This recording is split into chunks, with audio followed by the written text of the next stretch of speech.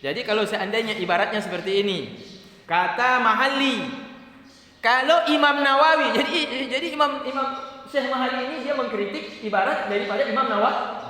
Mana lebih alim Syekh Imam Nawawi dengan Imam Mahalli? Hah? Lebih alim siapa? Imam Nawawi dengan Imam Mahalli. Hah? Imam Nawawi. Tapi Syekh Mahalli mengkritik Imam Nawawi. Salah ibaratnya.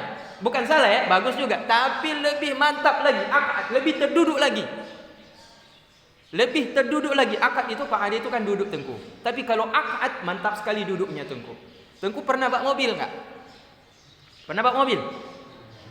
Jadi kalau seandainya Tengku bawa mobil orang, beda dengan mobil sendiri Tengku. Ya. Kalau mobil orang Tengku, kadang-kadang yang punya mobil pertama itu, maaf, orangnya pendek misalkan. Kursinya dikasih kursinya digeser ke depan. Jadi sesuaikan dengan ukuran kaki. Karena dia pendek, makanya kursinya kasih ke depan sehingga dia duduk mantap menurut dia. Mantap menurut si yang pemilik mau. Nah, datang orang yang pinjam, kawannya ini panjang orangnya. Begitu dia masuk, dia tetap duduk di tempat duduk tersebut dengan posisi duduk sesuai pemilik yang pertama yang pendek. Kira-kira akad tidak? Tidak. Kenapa? Karena umat sempit tak? Mana mangga lu? Apalagi perjalanan sampai ke Banda Aceh. Langsung kebas-kebas kaki Tengku. Jadi bagaimana supaya akad? Kalaulah dia kritik nih, kata Mahdi, kalaulah ini yang punya mobil dia mundurkan ke belakang, niscaya akad. Menurut mengerti kan? Karena menurut dia yang panjang, bodi saya panjang, makanya dia tarik lagi ke belakang, baru lega dia. Baru dia bawa mantap dari Belampiri ke Banda Aceh itu gak sakit-sakit lututnya. Karena kakinya memang bisa selonjor. Kakinya bisa memain. Karena kursinya ditarik ke belakang. Kursi sopirnya ditarik belakang. Karena akad itu lebih bagus. Nah, ini wajar dia kritik karena berdasarkan pemahaman dia. Jadi yang salah siapa? Yang lebih alim siapa? Belum tentu Imam Mahalli mengkritik Imam Nawawi lebih mantap Imam Mahalli. Karena kenapa? Karena Imam Mahalli, misalkan ini contoh, Imam Nawawi memang postur tubuhnya agak pendek misalkan. Dalam contoh, misalkan punya mobil, akad menurut dia yang seperti itu, ibaratnya seperti ada di matan. Datang Imam Mahalli, enggak, akadnya menurut saya seperti ini. Gitu Tengku, mengerti Tengku ya? Ya misalkan Tengku orang Padang. Tengku masak sambal lado versi Padang. Datang Tengku makan di rumah situ, di rumah kawannya orang Padang. Ini kalau cabenya ditambah sedikit sunti, niscaya akad. Lebih terasa asam turunnya. Nah, jadi dia mengkritik kawannya orang Padang ini, masak sambal lado ini belum mantap kamu. Apakah kawan yang masak sambal lado versi Padang ini betul-betul belum mantap? Jawabnya apa? Belum mantap atau mantap dia? Atau sudah mantap sekali? Iya, karena dia versi Aceh. Karena dia merasakan menurut selera lidah Aceh belum mantap ini.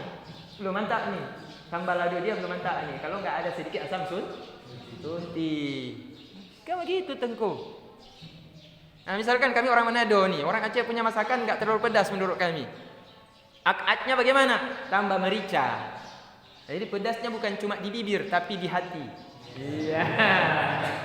Jadi keengnya kau tak babah motong, tapi di hati. Sampai panas dada Tengku kalau makan cabai asli orang Manado punya Tengku. Sampai memang,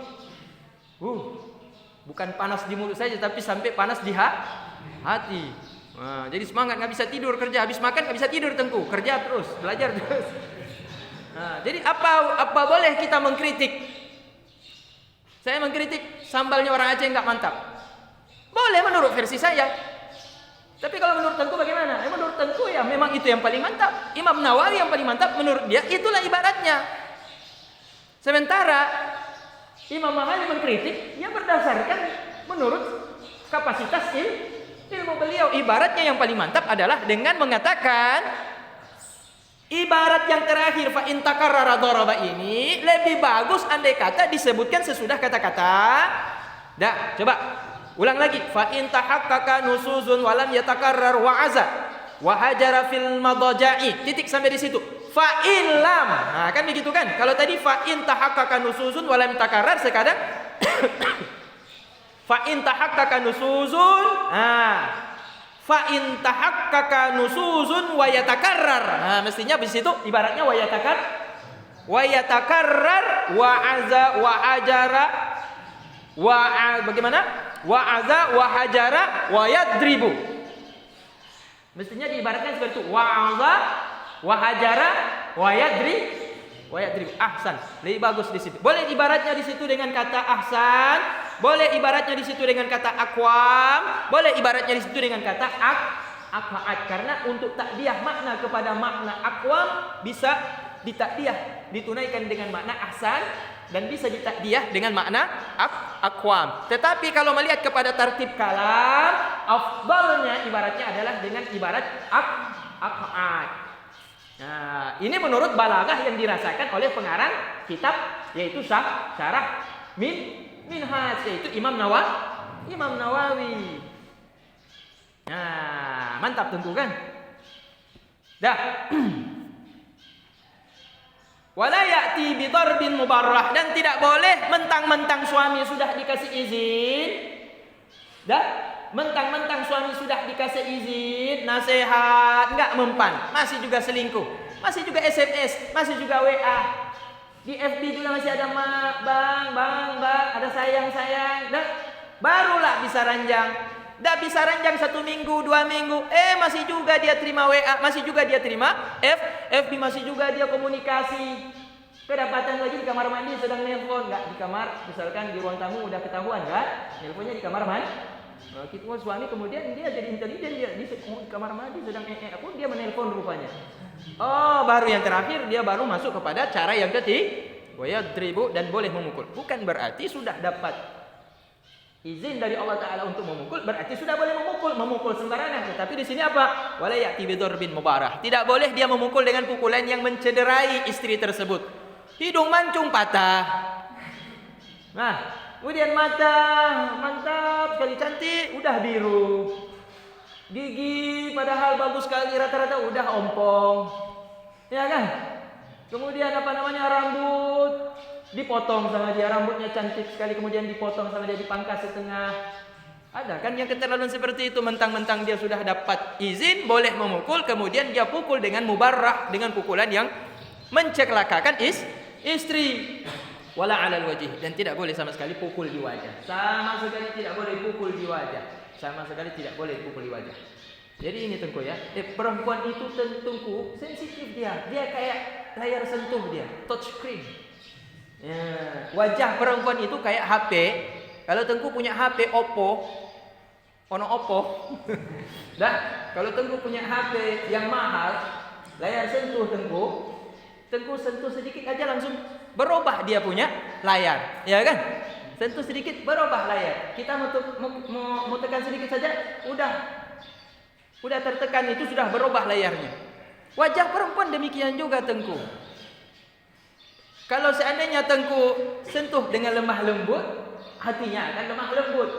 Sentuh sedikit dengan kasar, itu dia akan menangis Tengku.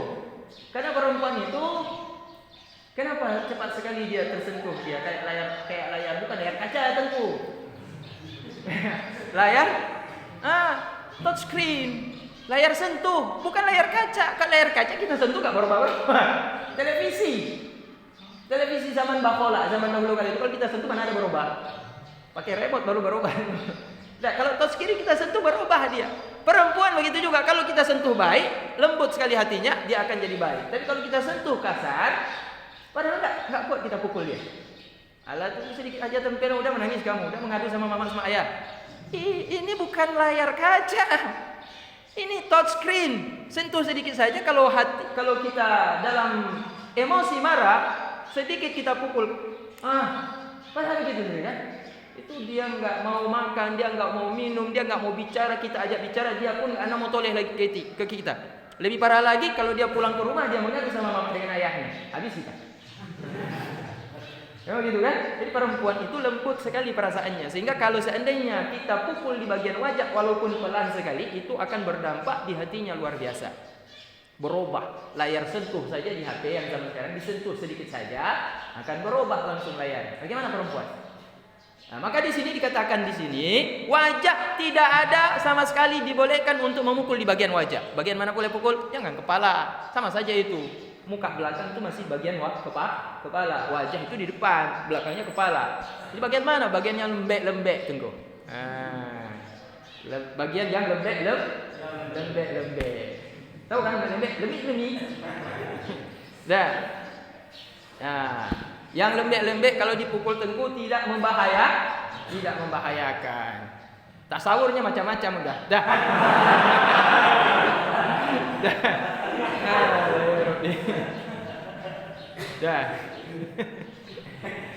Wal mahalik, dan tempat yang mencelakakan si istri tersebut. Di mana barang yang bukan di muka tetapi mencelakakan istri kalau dipukul tengku? Pukul di kepala, di belakang kepala di sini ada otak tengku, di ubun-ubun. Ini meskipun keras tapi ada bagian atas di sini yang lembek sekali tengku. Itu kita ambil sendok plastik, kemudian kita pukul kita pukul pam, kan nggak boleh di wajah, di atas kepala saja. Di sini ada ubun-ubun, bahaya juga, ya kan? Bahaya. Atau kita pukul di ulu hati dia, kena lah ulu hatinya itu, langsung kena ke jantung. Nah itu bahaya. Jadi tidak boleh juga memukul di bagian yang berbahaya. Makanya saya katakan tadi, pukul di tempat yang lembek tengku. Nah, ya jangan di tulang kering. Tahu tulang kering kan? Kalau main bola kan, kalau ini beradu, tulang kering ini bahaya. Jadi kalau kita pukul itu juga bahaya, bisa patah kakinya. Wal aula lahul afu. Dan bermula yang paling utama bagi suami itu, meskipun boleh dia memukul, boleh dia memukul, itu adalah memberikan maaf. Jadi ini kalau seandainya istri ini terjadi pembangkangan berulang kali, dinasihati tidak berubah, pisah ranjang tidak berubah, dipukul pun dia sudah pisah ranjang pun tidak berubah, ya kan? Maka boleh yang paling utama yaitu bagi suami, yaitu dengan cara memberikan maaf. Ini artinya kalau dia berubah sesudah berulang kali dinasihati pisah ranjang dia berubah, boleh diberikan maaf. Tapi kalau seandainya tidak mau juga memberikan maaf, kalau tengku pukul pun tidak akan berubah, ya udah maafkan saja. Maafkan saja berarti bagaimana ini tengku? Maafkan saja. Tapi kalau kita maafkan, kita pukul, kita yakin dia tidak akan berubah. Kita maafkan juga tidak akan berubah. Ujung-ujungnya jadi apa? Istri akan terus selingkuh. Atau istri akan melakukan hal yang tidak disukai oleh suami. Seterusnya.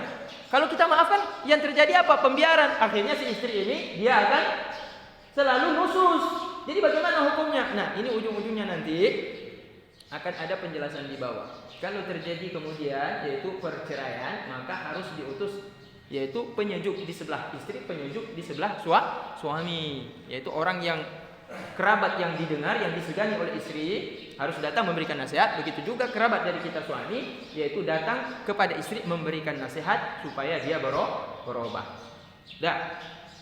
Wa afhama qawlahu fil madaja'i annahu la yahjuruha fil kalam, dan memberikan pemahaman oleh perkataannya pengarang, yaitu dengan kata-kata fil madaja, pada tempat tidur tersebut, wa hajar fil madaja, dan memisahkan diri oleh suami di tempat tidur, bahwa la yahjuruha fil kalam, tidak boleh dia memisahkan diri akan istri di dalam perkara berbicara. Berarti tidak boleh kita mentang-mentang istri sudah tidak tinggal satu tempat tidur dengan kita, kemudian kalau jumpa kita nggak mau ngomong dengan dia, nggak boleh.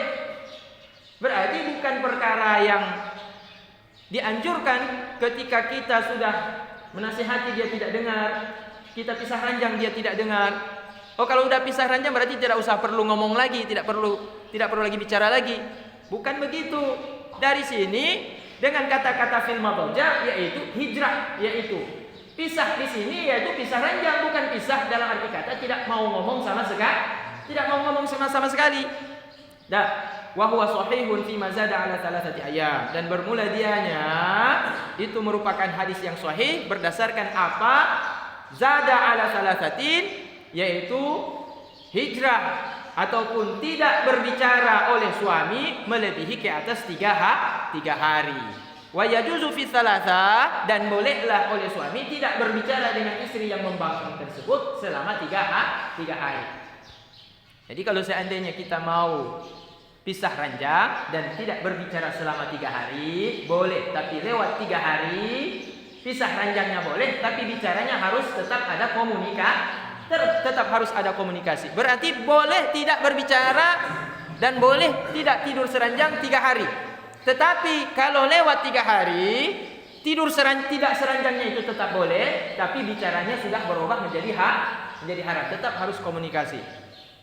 Nah, kama qala fi Raudhati, sebagaimana telah mengatakan oleh Imam Nawawi dalam kitab Raudhah, lil hadits sahih, karena ada hadis dalilnya kuat, yaitu hadis sahih, la yahillu li muslim ayyahjura akhahu fawqa salasin, tidak boleh bagi orang Islam itu tidak berbicara dengan saudaranya di atas lebih daripada 3 hari.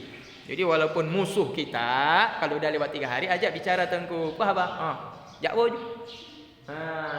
Ya kan? Kalau ada orang bikin sakit hati kita sekali Tengku kan. 3 hari kita nggak bicara. Tapi kalau udah lewat 4 hari, udah tahu hadis ini, ajak bicara dia. Kalau assalamualaikum, waalaikumsalam, udah jalan terus. Yang penting ada bicara. Ya kan? Maknya 3-nya. Kamu rupa lah mandi. Anak pas lagi kamu rupa mandi. Kamu rupa. Hadis begah harus bicara. Kali dia lurus. Wah apa buat? Jangan. Kan penting deh. Dek santai hanya dek santai hari. Jadi kalau pas pula jumpa dengan musuh misalkan, orang yang tidak kita sukai misalkan, orang yang kita benci kan. Jadi misalkan jumpa pula dalam satu kenduri Tengku. Pas pula dia duduk di depan kita Tengku. Udah lewat 3 hari nggak bicara. Bagaimana dalam Islam mengajar? Kita harus kita ajak bicara dia. Jadi apa Tengku bicara sama dia? Ayo, jajit. Kerja. God. Lagi izin buk. Jauh aja. Yang penting nawari. Berarti kita ada bicara. Salah besar kalau kita dendam kemudian kita tidak mau berbicara. Salah besar, dan Islam tidak boleh. Dan Islam tetap harus ajak bicara Tengku. Tapi bicaranya jangan menambah masalah karena masih panas nih. Karena masih ada permusuhan. Jadi dalam Islam untuk mendinginkan permusuhan tersebut lebih dari 3 hari haram hukumnya, tidak boleh berbicara, harus berbicara kita hukumnya. Mari Tengku dia tipu saya dagang dengan dia, bisnis dengan dia, jual beli HP misalkan kan. Saya ditipu sama dia, habis uang saya 60 juta. Memang palak kali saya sama dia memang. 60 juta uang saya enggak dikasih kembali sama dia. Jumpa Tengku satu bus mau pergi Medan. Pas pula di samping dia duduk Tengku. Aku mari mari. Ana jok balik peng 60 juta. Jadi abang sampai Banda Aceh, sampai Medan enggak ada, waktu satu mobil dari Belampidi sampai Medan memang enggak ada bicara sama sekali, enggak ada. Dia pun enggak mau bicara, saya pun lebih lagi. Jadi siapa berdosa di sini Tengku? Tengku ditipu, Tengku nggak mau bicara dengan dia. Kira-kira berdosa nggak kita nggak bicara? Udah lewat dari 3 hari. Berdosa nggak Tengku? Berdosa nggak? Biasa ego kita akan mengatakan yang salah kan dia. Kan? Mestinya dia dulu yang minta maaf sama saya, baru dia bicara, baru mau saya layani. Tapi dalam Islam tidak diajarkan begitu. Dalam Islam tidak halal. Berarti apa? Haram. Tidak halal berarti haram. Berdosa orang kalau seandainya dia mendiamkan saudaranya lebih daripada 3 hari. Lanjut Tengku. Ya. Falau mana'aha. Ya Tengku.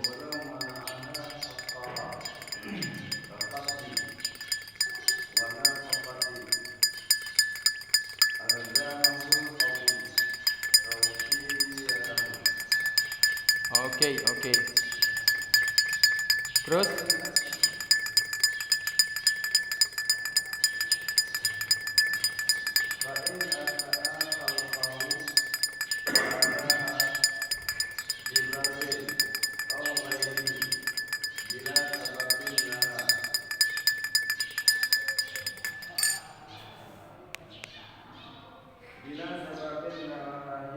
Nahahu. Nahahu. Bila sababin nahahu an dzalika fa in 'ada ilayhi razarahu bima yarahu hadha fima ila ta'addi 'alayha wa ma qablahu bima ila ta'addat 'alayhi. Titik. Maka jikalau mencegah oleh suami akan istri, akan hak-haknya istri. Tengku kemarin kita udah belajar ya. Kemarin kita udah belajar bahwa kalau seandainya suami melawan, suami nusus, membangkang, ketika dinasihati tidak dengar, ketika pisah ranjang juga tidak dengar, bagaimana cara menasihati istri tersebut? Kemarin kan sudah dijelaskan. Ittaqillah. Ittaqillah. Woi, takut engkau kepada Allah pada apa yang Allah fardukan kepadamu, untukku ke atasmu, tentang kewajiban yang Allah telah wajibkan kepada dirimu yang menjadi hak aku. Kewajibanmu adalah hak aku. Hakku adalah menjadi kewajibanmu. Jadi kalau seandainya istri juga tetap sesudah dinasihati tentang kewajiban istri yang menjadi kewajibannya yang harus dia tunaikan, yang merupakan hak daripada suami, tidak juga digubris, harus diingatkan, engkau tidak berhak menerima nafkah zahir dan batin, dan engkau tidak berhak yaitu mendapatkan yaitu pembagian giliran waktu lagi. Artinya apa? Kalau dia tetap di dalam pembangkangannya dalam keadaan yang seperti itu, berarti dia tidak dapat nafkah. Dia tidak dapat nafkah. Boleh suami tidak memberi makan, boleh suami tidak memberi uang, boleh suami tidak memberi pakaian, boleh suami tidak memberi kesempatan untuk gilir. Jadi kalau ada nusus pada seorang istri, maka suami tidak wajib untuk memberikan nafkah. Kalau istri tidak mau mengikuti nasihat daripada suami, maka istri pun tidak mendapatkan hak untuk pembagian waktu gilir tersebut. Jadi ini harus diingatkan kepada kaum wanita, bahwa kalau mereka nusus, implikasi hukumnya mereka tidak akan dapat uang transfer lagi, uang kiriman nafkah sehari-hari. Begitu juga waktu giliran. Sekarang falau mana'aha haqqan, maka jikalau mencegah oleh suami akan istri, akan haknya istri seperti gilir waktunya dan nafkah. Tentunya di sini suami yang tidak betul di sini. Suami yang tidak betul, suaminya yang salah. Suaminya yang tidak punya tanggung jawab. Jika mencegah oleh suami akan istri, hak-haknya istri, akan hak-haknya istri, maf'ul yang kedua ya, seperti pembagian dan juga nafkah, niscaya melazimilah akannya istri, akannya suami oleh qadhi. Melazimi akannya suami oleh qadhi, artinya istri boleh melapor kepada hakim. Kalau kita hakim syariat. Kalau di luar, di luar Aceh berarti hakim pengadilan agama. Boleh melapor istri yang tidak mendapatkan hak-haknya karena dihalangi oleh suami, boleh dia lapor kepada qadhi. Tawfiyatahu, untuk memaksa si suami melaksanakan kembali kewajibannya kepada istri, untuk memerintahkan kepada suami untuk menunaikan kembali dan tidak menghalang-halangi apa yang menjadi hak daripada istri. Artinya qadhi punya wewenang atas laporan daripada istri yang dizolimi, sementara suami zolim.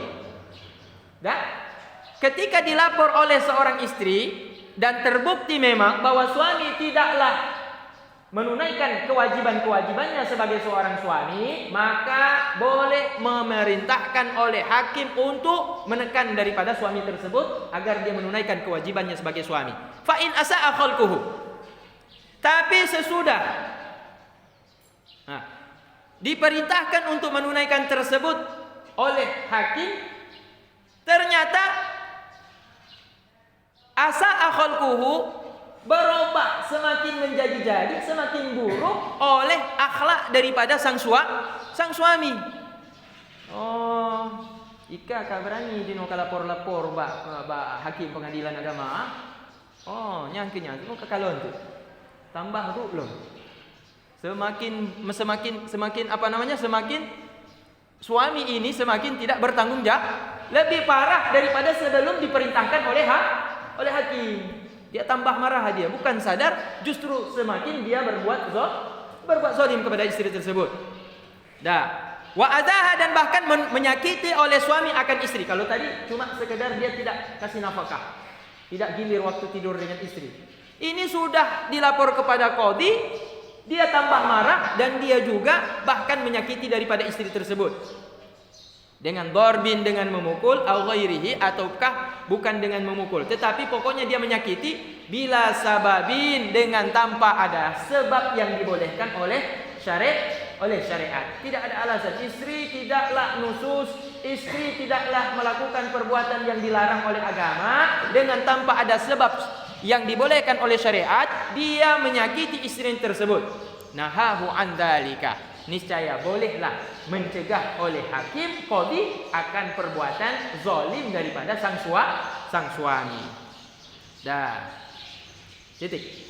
Fa in ada ilaihi, maka jikalau mengulang kembali oleh si suami kepada perbuatannya tersebut, azzarahu, niscaya mengingatkanlah oleh hakim akan suami tersebut bima yarahu hadza, dengan apa yang menjadi pendapat yang terbaik oleh hakim, dengan apa yang dia sampaikan peringatan tersebut kepada sang suami. Dah, titik. Hadza fima idza ta'adda 'alaiha. Bermula ini itu pada perkara jika melampaui batas oleh suami ke atas si istri. Dah. Wa ma qablahu fima idza ta'addat 'alaihi. Sedangkan masalah di belakang pada perkara jika istri yang melampaui batas ke atas suami. Ya, kalau istri melampaui batas kepada suami, maka istri itu harus dinasehati, pisah ranjang, bahkan boleh pukul kalau berulang kali dia lakukan. Nah, tapi kalau seandainya yang sebaliknya, yang selingkuh suami, ya, yang tidak memberikan nafkah suami, yang tidak menjaga istrinya suami, tidak bertanggung jawab suami, maka istri punya hak melapor kepada hakim. Hakim tekan kepada si suami untuk menunaikan kewajibannya. Tapi kalau dia kembali lagi melakukannya, maka boleh dia menghalangi suami itu untuk tidak melakukan aniaya kepada istri. Kalau tetap juga dia lakukan, maka boleh dia azab. Azab di sini menasihati, tapi dalam bentuk hukuman takzir. Berarti dia boleh memberikan hukuman kepada suami takzir. Jadi hukum kepada suami yang zalim kepada istri apa hukum terakhir tentu? Takzir. Jadi pertama apa? Ingatkan suami, tunaikan hak. Gitu. Oh, dia tetap juga menganiaya istrinya, masih dia pukul juga. Istri datang kepada hakim. Pak Hakim, saya sudah lapor kemarin. Iya, saya sudah perintahkan dia menunaikan haknya. Bagaimana? Enggak juga dia kasih makan kami, Pak Hakim. Bahkan saya diusir dari rumah Pak Hakim. Pak, kami biru Pak Hakim. Nah, oh itu kamu main UFC, Smackdown mungkin. Enggak, ada saksi tentu, ada saksi Pak Hakim. Anak kamu yang saksi? Nah, bukan, enggak boleh saksi anak kamu. Ayah enggak boleh juga. Tetangga, bukan kerabat, bukan anak, bukan istri, bukan ayah. Tetangga, enggak ada hubungan sama-sama. Mereka jadi saksi. Oh, kalau begitu sudah, saya pergi ke dia. Maka si hakim boleh mencegah. Kalau dia berbuat zalim, maka hakim boleh mengutus polisi untuk mencegah si suami. Ini ada polis lain ya. Kalau kamu berani masuk ke wilayah istri ini, kami langsung tangkap kamu. Jadi kapok suami kan? Nggak berani lagi dia masuk. Apalagi pukul, jangankan pukul, masuk rumah saja sudah ada polis lain. Kalau gitu tentu kan? Tapi kalau seandainya dia langgar juga bagaimana? si suami yang zalim ini. Batas yang sudah ditentukan oleh hakim tadi itu dia langgar juga. Dia masuk juga ke dalam, kemudian dia marah sama istrinya, dia pukul istrinya, udah nggak kasih nafkah, nggak kasih makan, nggak kasih tempat tinggal, udah diusir, istrinya ngontrak. Dia datang juga situ, dia teror, dia intimidasi istrinya. Apa hukum yang terakhir? Azzarahu. Boleh mentakzir oleh hakim akannya istri. Berarti berikan hukuman menurut hukum yarahu yang dia pandang layak untuk diberikan kepada suami. Apa hukumannya tunggu? Tangkap saja. Ya tunggu. Tangkap, masuk penjara. Nah, karena hukuman penjara termasuk salah satu hukuman ta'zir. Jadi ini jadi pelajaran. Ta'zir itu adalah hukuman yang diberikan kepada seseorang yang melampaui batas, tetapi itu juga menjadi pelajaran kepada orang lain. Boleh juga dicambuk kalau boleh. Atau kalau hukuman yang berlaku sekarang berarti kalau dilapor ternyata melakukan penganiayaan, ini sekarang masuk dalam hukum KDRT, kekerasan dalam rumah tangga. Maka hakim atas bukti dan laporan daripada istri kemudian memutuskan, saya menyatakan suami ini adalah suami yang bejat, maka dihukum penjara 1 tahun. Tangkap, masuk penjara. Jadi masuk penjara hukumnya sama tidak dengan hukum Islam? Dalam hal takzir di sini hukumnya sama. Dah mengerti tunggu ya. Kemudian lanjut. Dah. Tengku yang di samping. Ya. Lanjut. Wa in qala. Lanjut tunggu.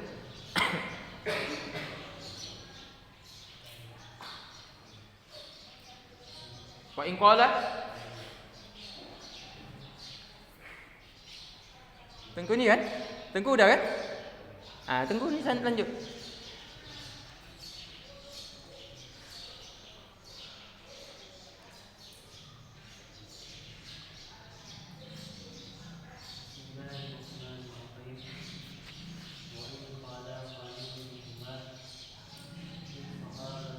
Inna sahibahu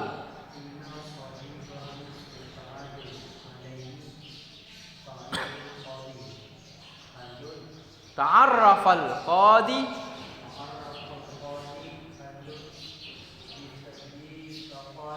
ulang ta'arrafal qadi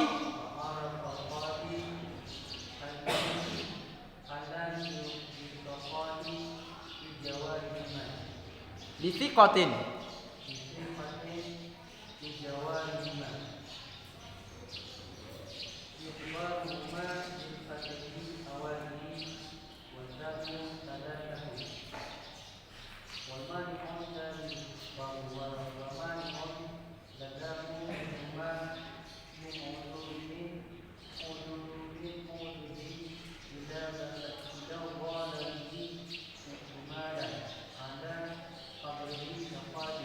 ala khabari thiqati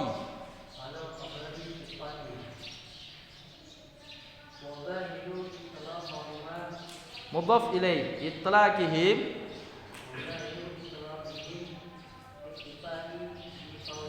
al khabar daripada zahiru al iktifa'u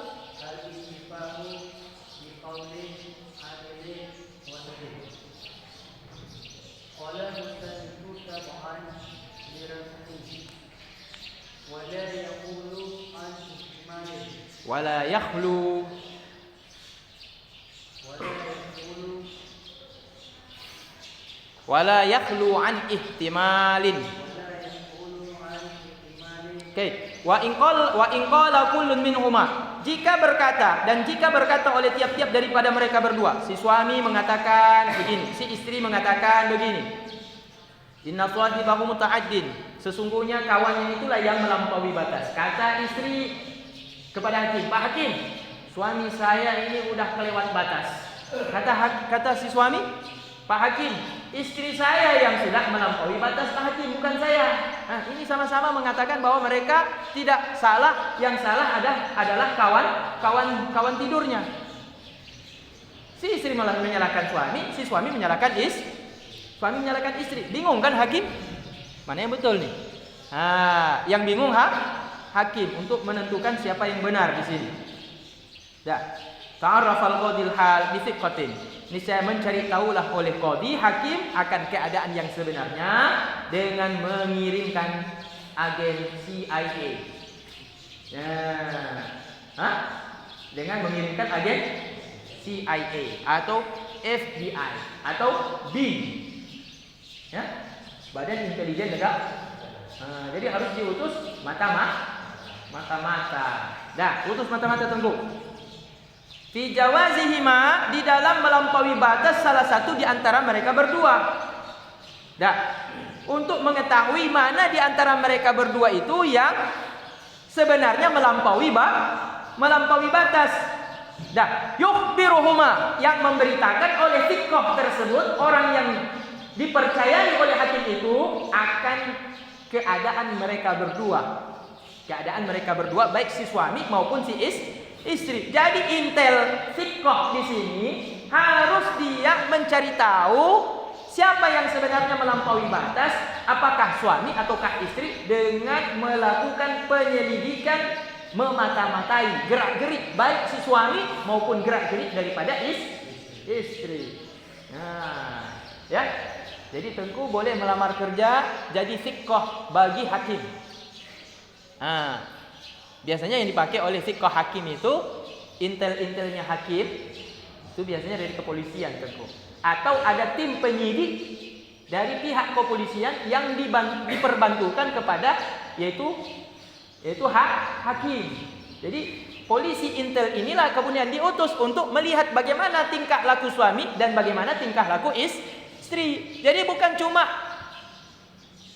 menginteli atau memata-matai istri saja, atau hanya memata-matai suami saja, tapi dua-dua dimata-matai oleh pihak thiqah intel daripada hakim.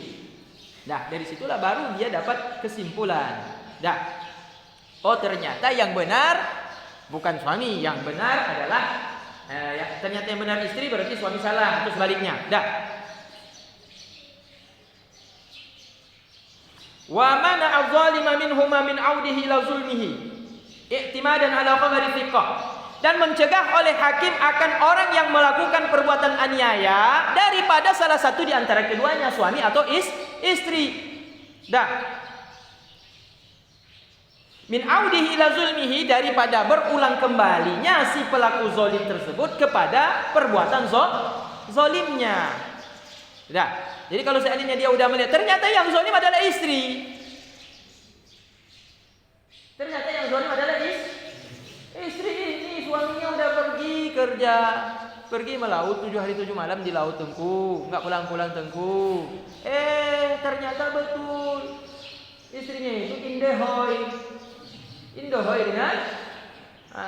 dengan tetangga misalkan kan. Ternyata istrinya yang zalim, maka bolehlah si hakim mencegah yaitu istri tersebut daripada mengulangi kembali perbuatan indohoi. Apa indohoi itu? Indohoi bermalam dengan orang lain. Suami cari uang, suami kerja, istri kerjain. Suami cari kerja, istri dikerjain. Suami cari uang, kirim uang sama istri. Istri habiskan uang dengan suami tetangga. Jadi kalau udah ketahuan seperti itu berarti zalim. Berarti suami tidak salah. Berarti yang harus dicegah daripada kembali kepada perbuatan zalim adalah Tapi kalau sebaliknya bagaimana? Ternyata yang zalim adalah ternyata memang suami ini suka main judi, ternyata suami ini suka main di pub, tempat disco, tempat karaoke, suka selingkuhan dengan wanita-wanita. Kupu-kupu malam. Ya kan? Kemudian dia pulang ke rumah, dia pukul, dia banting televisi, dia kasih pecah kaca, dia pukul istri, mabuk dia di rumah. Maka si hakim boleh dia mencegah. Ya mencegah berarti di sini punya wewenang dia untuk menangkap. Termasuk di dalamnya adalah menangkap. I'timadan ala khabari thiqah. Mana Mana dasarnya boleh bagi si hakim untuk menangkap, menahan atau mengingatkan kepada si suami atau istri yang kembali berbuat zalim tersebut ala khabari thiqah, berdasarkan ke atas berita yang disampaikan oleh intelijen negara. Ya tunggu ya. Gitu Tengku. Jadi jangan kemudian nanti kalau istri selingkuh, Tengku yang jadi intel. Boleh juga Tengku jadi intel, tapi jangan main grebek. Kalau Tengku main grebek, kemudian Tengku aniaya, ternyata istrinya benar, tidak berbuat aniaya, yang kena siapa nanti? Yang kena adalah suami. Dan istri bisa lapor balik nanti. Ya, pencemaran nama baik. Ya jadinya hukum apa? Suami mau rencana mau tangkap basah, ternyata di dalam kamar itu adik dia, bukan pacar atau selingkuhan, ternyata adik. Kemudian diinformasikan, dikasih tahu, diumumkan bahwa istrinya selingkuh. Akhirnya tercemar nama baik istri merasa dia sudah dicemari nama baiknya, dia laporkan polisi. Akhirnya istri yang masuk, suami yang masuk penjara. Jadi kalau dilaporkan kepada hakim ini akan memutus seseorang dan dia punya wewenang. Sehingga kalau seandainya dilacak dan ternyata tidak benar, maka kalau dilaporkan balik tidak bisa, karena ini sesuai dengan aturan hukum negara. Nah, wa zahiru itlaqihim al-iktifa biqauli 'adlin wahid, dan bermula menurut pendapat yang zahir bermula pendapat yang zahir daripada itlaqihim, apa yang mereka ucapkan yaitu iktifa, memadailah dengan yaitu qaul 'adlin wahid, yaitu ucapan daripada satu intel yang adil.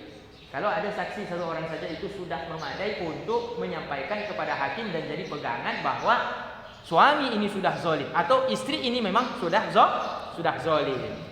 Qala al-musannifu taba'an lirrafi, berkata oleh pengarang kitab, berkata oleh musannif, taba'an lirrafi'i, mengikuti bagi pendapat Imam Rafi'i, wala yakhlu an ihtimal, dan tidaklah sepi daripada adanya ihtimal, daripada adanya kemungkinan yaitu yang lain. Artinya bisa